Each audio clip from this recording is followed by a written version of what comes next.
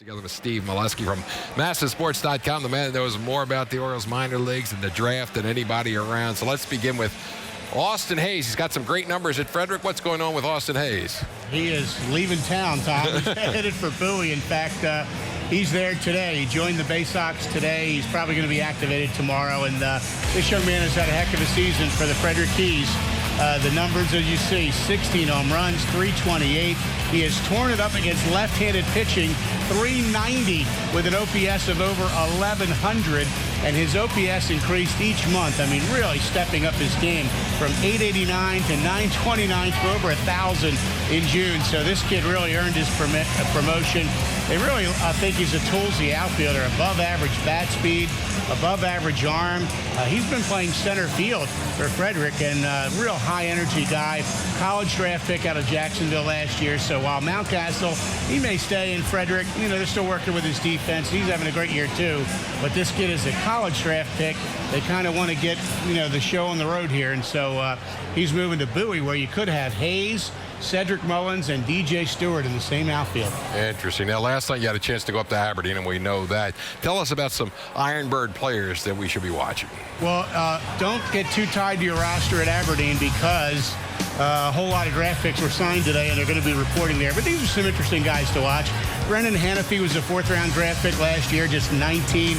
He's pitching for the first time. He's the number 25 prospect for the Orioles, according to MLBpipeline.com. Fastball that can touch 93, plus slider. Carlos Diaz is an interesting guy here. He was signed with Reyes, if you remember, out of Mexico back in a couple years ago.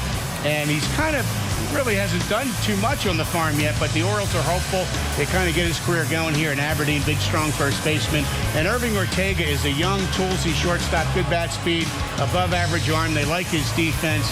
He wasn't hitting too much at Delmarva, so they kind of bumped him from Delmarva to Aberdeen. But he's another guy who is sort of at the back end of that top 30 list for Aberdeen. So a couple guys to watch there at Ripken Stadium.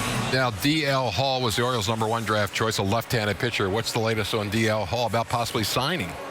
You know, Tom, we could hear news soon. The Orioles, from what I have heard in the industry, have made great progress in recent days in trying to sign D.L. Hall, their top draft pick, number 21 overall, high school kid out of Valdosta, Georgia.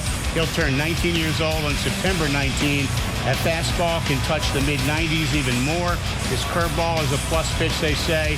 A good delivery. He's got a college commitment to Florida State, but he's not going there. He's going to sign with the Orioles. Now, the slot for that pick is $2.89 million.